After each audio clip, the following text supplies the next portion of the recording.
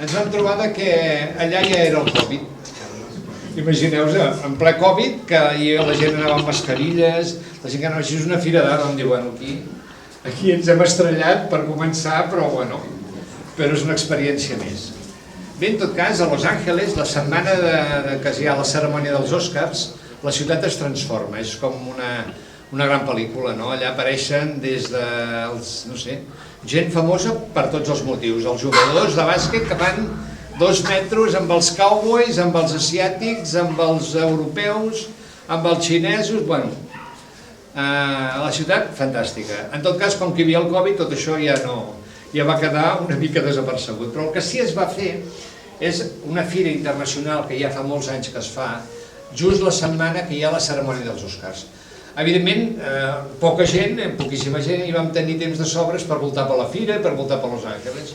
I en la fira hi havia una galeria de Londres que portava un artista i casualment ho tenia tot vengut, aquell artista. I em pensava, ostres, quina sort, tu, el que ens costa a nosaltres aquí vendre, i aquesta gent ja ho tenen tot vengut. I vam mirar l'obra, que maca, ostres, quina obra interessant, que divertida, original, única, diferent. I allò que mires l'artista i veiem que posa Bofill. Home, Bofill, molt americà, que un nom no sona, perquè clar, com que hi ha galeries d'arreu del món, penses això, no és ni xinesa, ni americana, i al final era la Laura Bofill. Per tant, amb ella vam conèixer la seva obra a Los Angeles, en l'època del Covid, i de llavors ençà, doncs, bueno, ha sigut un goig poder compartir amb ella exposicions com aquesta, obres com aquesta, i tenir un discurs més original, únic, poètic i molt femení. Va ser curiós descobrir, com la vam poder descobrir amb ella, veure que era filla d'un artista que nosaltres feia 25 anys havíem tingut el goig de tenir a la galeria, que és el seu pare, que és el Josep Bofill. I que malauradament, dic malauradament per nosaltres, l'artista feia i fa una obra gran, espectacular, que aquí no entra ni per la porta. La qual cosa ens va distanciar una miqueta i ell va continuar i continua treballant amb un altre cercle de galeries i que, per nosaltres, llarga vida com a artista i com a persona, i el tenim aquí. I Josep, gràcies de ser-hi. I al seu costat la Carmen, la seva dona. També un altre artista que si poseu els noms a internet, direu això què és, no? Per tant, també, gràcies de ser-hi, és una artista també original, forta, diferent, única, interessantíssima. I d'aquí tenim a la seva filla, que avui en realitat és el leitmotiv d'aquesta exposició i d'aquesta petita festa. Bé, diu que la pintura quasi bé cada vegada s'ha d'explicar menys, que l'obra no ha de portar ni títol, que la pintura ha de ser el que un vulgui que sigui, i que si mires un quadre o mires una obra i creus que s'ha de dir felicitat en una nit d'estiu, doncs per tu sigui felicitat en una nit d'estiu. I si l'obra no li vols posar títol, no li has de posar títol. Només hi ha d'haver una capacitat que tu i l'obra sigueu capaços de comunicar-vos, amb el llenguatge que sigui, com sigui. No s'hi ha d'entendre aquesta història de que hi has d'entendre, no, oblideu aquest tema. És un joc de silencis en principi, per tant, ningú us farà cap examen escrit per saber si enteneu o no. Senzillament ho comprovareu, us poseu davant d'una peça i això és una petita experiència que tothom l'hem tinguda. Te'n vas a veure un museu, te'n vas a veure una exposició i que sempre recomanem que vagis sol, no vagis una colla, sigues tu sol, i tu no saps per què et pararàs davant d'una obra, i aquella obra no sabràs per què, te la comences a mirar, i en aquella obra comences a tenir una interacció tu i peça, no saps ni per què te l'estàs mirant, però el que sí és cert és que te l'estàs mirant. I aquesta és una mica la màgia del llenguatge de l'art. Això fa que no cal, insisteixo, ni entendre ni no entendre, perquè el que fem nosaltres ho farà un gran crític, un gran autor o una persona que es pugui posar els títols darrere que vulgui. Per tant, aquesta màgia que té l'art, aquesta capacitat de comunicar, és el que ha de ser per si sol. Per tant, més que parlar de les obres i de posar-hi aquests títols i tot això d'aquí, vosaltres heu d'experimentar, us heu de posar davant d'una peça i si realment us agrada ja us aturareu. Si realment hi ha alguna cosa allà que voleu descobrir, ja la descobrireu. Però ha de ser aquest joc tan personal com únic i intransferible, perquè si aneu dos i un diu, tu t'agrada això? I tu encara no saps si t'agrada o no t'agrada, només saps que t'has parat en aquell moment, no? Per tant, el si t'agrada ja s'obre. Has de ser tu que li has d'arreglar el temps que sigui i t'has de poder parar davant d'aquella obra i començar aquest joc, aquesta màgia que porta l'art a majúscules. Bé, Laura, parlar de les noies de la Laura és parlar una mica, no sé, de poesia, no sé si d'estètica femenina, ja no m'atreveixo a dir-ho perquè això és bastant cursi i cada vegada és més qüestionable, no? Es diu que l'art no té sexe i menys estètica femenina o masculina. Senzillament és una estètica, però bueno, jo m'atreveixo a dir que la seva obra té aquest trasfons d'estètica femenina, no? Surten flors, surten papallones, surten atmosferes, surt una llibertat per dintre del cabell, que en allà hi ha tot un estat pur de creativitat teva, no? Jo crec que l'excusa de posar una cara és realment una excusa per pintar després tot el que hi ha a la resta. Tot l'entorn de la seva obra gira al costat d'una cara. I en allà hi ha l'espai creatiu d'ella, la seva llibertat, la seva capacitat d'expressar-se, els seus colors, les seves flors, els seus pans d'hort enganxats. Aquesta llibertat que dius, no hi ha límit, no? Però sí que hi ha un fil conductor d'una certa estètica, d'un cert símbol, d'uns elements que es poden anar repetint. I un diàleg, no? La natura,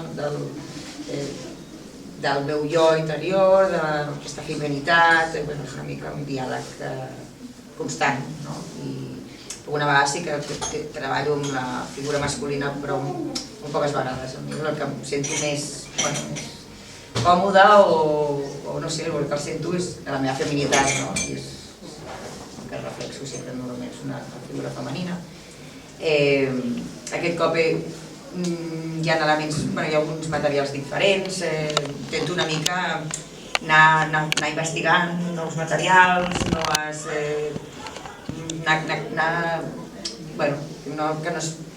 anar evolucionant, anar fent petits canvis, amb la pols de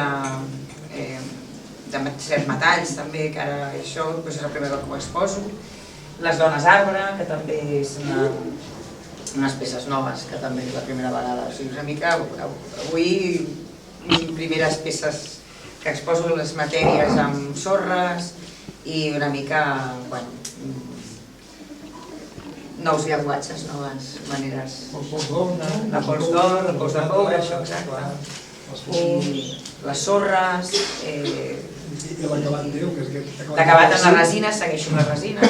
A vegades no és tan evident, ja no amb tant de brillo, una mica més amb els mates, brillant mate. En grafiti, aquesta peça, per exemple, ja porta els voltants amb grafiti, que em dona com uns degradats i tal, i segueix amb l'acrílic, i amb el pal d'or, el pal de plata, vaig fer tot un collage, una mica una barreja diferents. Que parla més del teu interior, per exemple, hi ha la peça aquesta de Jugarera, com es diu? La de la noia, que és com esborronada. Sí, esborronada, molt del tema del somni, somiadora, sí, més de pau, de reflexió. També és el moment meu de la meva vida que estic com més reflexiva, potser, amb coses que m'envolten, més reflexiu. Fer els 40 anys va ser com una etapa com més reflexiva, no com algo dramàtic, no, al contrari.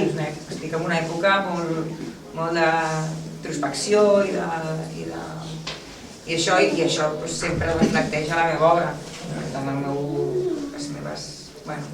que està d'ànim i sí, sempre una mica aquesta cosa, som somiat, el tema del somni també positiu, són hores, no són fosques, jo tinc el color i aquesta alegria o positivisme en la vida. I intento també això, que l'espectador també que sigui una cosa agradable, ja que aquest món que trobar una mica així fosc, que hi hagi alegria i color i que disfrutin amb la meva obra, que és important. I tampoc afegir molta més perquè jo soc partidària, com dius, que l'obra ha de parlar per si sola, cada un li arriba el que li arriba i clar, una mica I bueno, gràcies per venir i confiar en mi per exposar aquí, i que m'agradava molt exposar a casa, que aquí va ser la primer cop que vaig poder exposar una individual, una exposició com a tal aquí a Catalunya, perquè sou els primers que vau confiar en mi, perquè sempre he treballat més a fora, perquè potser és més fàcil en el món de l'art de poder moure, i a més com més llocs expositius, i aquí havia costat més i vau ser com els primers, i aquí m'agrada molt treballar a casa, és com m'agrada. Podria incidir en el títol que tu li has dedicat a l'exposició, que és la poesia del silenci. Exacte. Crec que el títol que tu li has de l'exposició convida precisament a això, no? Aquesta poesia, sí, aquesta poètica, sí. Aquest moment que l'exposa que combina així com mig pensativa, no? Sense dramatisme, però sí, reflexiu, i tot té una poètica, no? I sobretot la natura té una poètica i sí. I bueno, des de Laura, doncs, qui vulgui podrà parlar amb ella, perquè com veieu, si teniu una curiositat, una pregunta, qualsevol cosa respecte a la seva obra, estarà aquí, està amb nosaltres, no se'n va, per tant, aquesta proximitat és un goig. En tot cas, gràcies un cop més per ser-hi, per acompanyar-nos, per tenir aquesta col·lecció i per fer-nos o ajudar-nos a descobrir coses que nosaltres no hi arribem. Però els artistes van per una altra galàxia, sempre, no? Continuarem, i abans d'anar a menjar al Pareus a Comiro, que diu cheesecake de roses amb xocolata i pistatxo, abans d'anar allà tindrem el goig que l'Alba i la Laura ens faran un tastet de poesia que veureu que encaixa amb aquesta obra i amb aquest moment fantàsticament bé. Per tant, gràcies. Fem el canvi. I fem el canvi. Jo de dones que han vingut abans, pensant què puc fer perquè la muntanya sigui més alta i que les dones que vinguin després de mi hi vegin més lluny.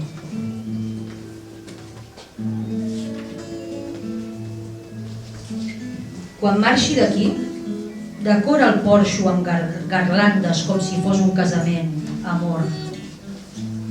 Fer sortir la gent de casa seva i balleu als carrers quan arribi la mort, com la núvia a l'altar. Acomiada'm amb el vestit més llampant.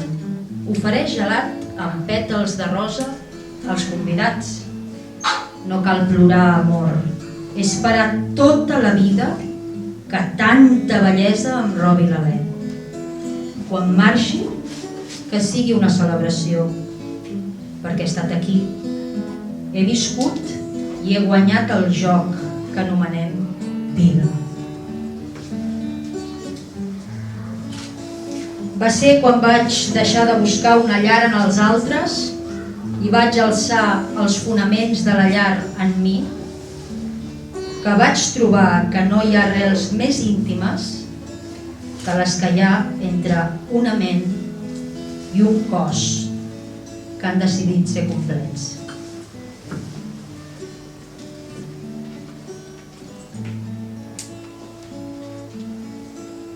És una benedicció ser del color de la terra. Saps quantes vegades les flors es pensen que sóc casa seva?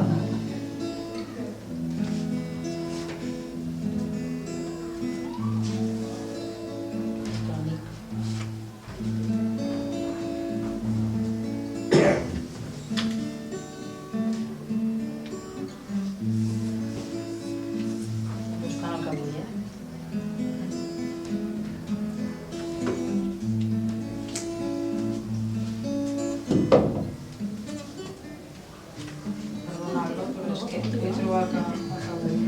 Coses al directe. No seria aquí. Ui, se quedava la... Havies vist mai una bèstia com jo? Tinc la columna d'una morera, el coll d'un girassol. De vegades sóc el desert, de vegades la selva, però sempre salvatge. M'ha costat molt de temps convertir-me en una rebel·lió tan dolça, fins que em vaig adonar que sí que sóc l'única que pot ser la jungla. Deixeu-me ser la jungla. El tronc no es pot convertir en branca. La selva no es pot convertir en jardí. Per què hauria de fer-ho jo?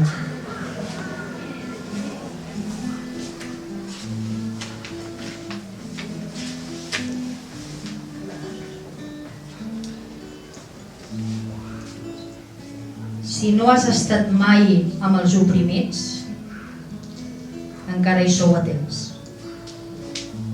I per últim, no ens hem de preocupar per res. Han arribat el sol i les flors. Moltes gràcies.